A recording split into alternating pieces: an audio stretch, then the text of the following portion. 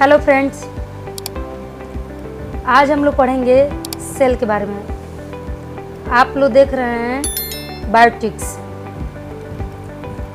Cell को कहा जाता है unit of life. Unit of life का मतलब होता है कि जिस तरह कोई भी घर ब्रिक्स से मिलकर बनी होती है, ईंटों से मिलकर बनी होती है, उसी तरह कोई भी लिविंग ऑर्गेनिज्म सेल से मिलकर बना होता है। जैसा कि मैंने यहाँ पे लिखा भी है, all organism are composed of cell. सभी के सभी ऑर्गेनिज्म जो है सेल के बने होते हैं। Some are of single cell are called unicellular organism. कुछ सिंगल सेल ऑर्गेनिज्म होंगे जिन्हें आप यूनिसेल कहेंगे। यूनि का मतलब ही होता है सिंगल सेल, यूनिसेलुलर ऑर्गेनिज्म। इसके बाद से दूसरे हैंड में देखिए दिया है कि while other like composed of the many cell, जो बहुत सारे सेल्स के मिलके बने होते हैं उनको कहते हैं मल्टी सेलुलर।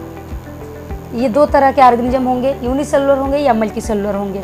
अब देखो सेल की डिफिनीशन की बात की जाती है कि सेल क्या है, व्हाट इज सेल। तो cell is structural unit of life, मतलब जो संरचनात्मक इकाई है वो सेल होती है किसी भी लिविंग ऑर्गेनिज्म की। इसे फंडामेंटल यूनिट ऑफ लाइफ भी कहते हैं, फंडामेंटल यूनिट ऑफ लाइफ कहते हैं। इसे फंक्शनल यूनिट ऑफ लाइफ भी कहते हैं। सेल की डिफिनीशन ऐसे कह सकते हैं हम लोग, cell is the structural functional fundamental unit of life. आइए देखते हैं सेल की डिस्कवरी किसने की। डिस्कवरी ऑफ सेल को सबसे पहली बार in 1665 Robert Hooke discover the cell. 1965 में रॉबर्ट हुक के द्वारा सेल की डिस्कवरी की गई थी। इसके बाद से Antonie van Leeuwenhoek first observe the living cell. पहली बार एंटोनी वान लीeuwenhoek ने सेल को, लिविंग सेल को ऑब्जर्व किया था। रॉबर्ट हुक ने जिस सेल को ऑब्जर्व किया था वो प्लांट के कॉर्क से ऑब्जर्व किया था, जिसका स्ट्रक्चर कुछ इस तरह से था। इस तरह से ये स्ट्रक्चर बना हुआ था। इसके बाद देखिए रॉबर्ट ब्राउन, एक साइंटिस्ट हैं रॉबर्ट ब्राउन, जिन्होंने क्या किया था, न्यूक्लियस को डिस्कवर किया था। न्यूक्लियस को हम लोग कहते हैं ब्रेन ऑफ सेल। इसे सेल का ब्रेन कहा जाता है, ब्रेन ऑफ सेल है ये। ऐसा कहा जाता है कि पूरे सेल को न्यूक्लियस कंट्रोल करता है। न्यूक्लियस के पास क्रोमोसोम्स होते हैं, डीएनए होते हैं, जो कि जेनेटिक मटेरियल होते हैं, जो एक जनरेशन से दूसरे जनरेशन में उसके जेनेटिक कैरेक्टर को कैरी करते हैं, या कह सकते हैं आप कि कैरेक्टर को कैरी। आगे ये देखते हैं सेल थ्योरी। सेल थ्योरी को पहली बार, सेल थ्योरी को देने वाले दो साइंटिस्ट थे, स्लाइडेन एंड स्वान। स्लाइडेन एक बोटेनिस्ट थे और स्वान एक जूलॉजिस्ट थे। स्लाइडेन जो थे उनका पूरा नाम था मोथियास जोकॉब स्लाइडेन। इन 1838 में स्लाइडेन ने कहा था, स्लाइडेन ने कैलकुलेटेड किया था that all plants were made up of cell. सभी के सभी प्लांट्स सेल के बने हुए हैं। इसके बाद से थियोडर स्वान 1839 में 1839 में इस बात को कैलकुलेटेड किया था कि all animals were made up of cell. सारे के सारे एनिमल्स, जितने भी एनिमल्स हैं सबके सब सेल के बने हुए हैं। इसके बाद से देखिए क्या हुआ, आर वर्च्यू है, जिनको कहते हैं रोडोल्फ वर्च्यू। उन्होंने कहा 1855 में ओमनिस सेलुलर ए सेलुलर। इसका मतलब सभी की सभी cells, all cells arises from pre existing cells. सभी की सभी सेल्स किसी न किसी पुराने सेल से एग्जिस्ट होती हैं, बनती हैं। इसके बाद देखिए हम लोग सेल के टाइप्स को पढ़ेंगे।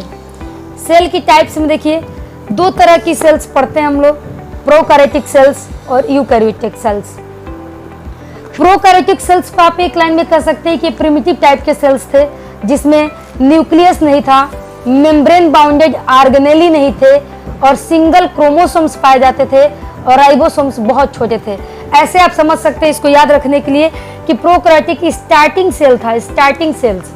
स्टार्टिंग सेल्स का मतलब यहीं से सेल स्टार्ट हुआ था, इसलिए इसमें देखिए एस वाले वर्ड आपको मिलेंगे, single chromosome, smaller ribosomes.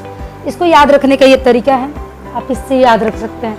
Eukaryotic cell की बात करेंगे, इसमें न्यूक्लियस वेल डेवलप होगा, आपका वेल डेवलप न्यूक्लियस होता है। मेम्ब्रेन इंक्लोज ऑर्गेनेली पाए जाएंगे, जो भी ऑर्गेनेली होंगे उसमें मेम्ब्रेन होंगी। क्रोमोसोम्स पेयर में पाई जाएंगी। इसके बाद से लार्ज राइबोसोम्स पाए जाते हैं। इसमें स्मॉलर राइबोसोम्स का मतलब है 70S टाइप और लार्जर राइबोसोम्स का मतलब 80S टाइप। अब देखिए कुछ बहुत ही ज़्यादा इंपॉर्टेंट क्वेश्चंस जो सेल से रिलेटेड है, कॉमनली आपसे पूछ लिए जाते हैं एग्जाम में, एग्जामिनर के द्वारा आपसे पूछा जाता है कि लार्जेस्ट सेल। तो लार्जेस्ट सेल जब आपसे पूछा जाएगा तो आप बताएंगे an egg cell of the ostrich. Ostrich का जो एग सेल होता है वो सबसे लंबा सेल होता है संसार का। Longest cell in human body, human body में सबसे लंबी सेल न्यूरॉन। अगर पूछा जाए largest cell in the human body, सबसे बड़ी सेल ह्यूमन बॉडी की, तब बताएंगे फीमेल ओवम। जो फीमेल का ओवम होता है, एग सेल होता है, वो largest cell of the human body होती है। Smallest cell of the human body अगर आपसे पूछा जाए तो स्पर्म, या आप कह लीजिए मेल गैमिट। उसके बाद देखिए smallest cell of the world, smallest cell जो संसार में सबसे छोटा सेल है वो क्या है? माइकोप्लाज्मा। इसको और कहते हैं पीपीएलओ। ठीक है, तो इस तरह से ये आपका जो है इम्पोर्टेंट था सेल से रिलेटेड। हम लोग इस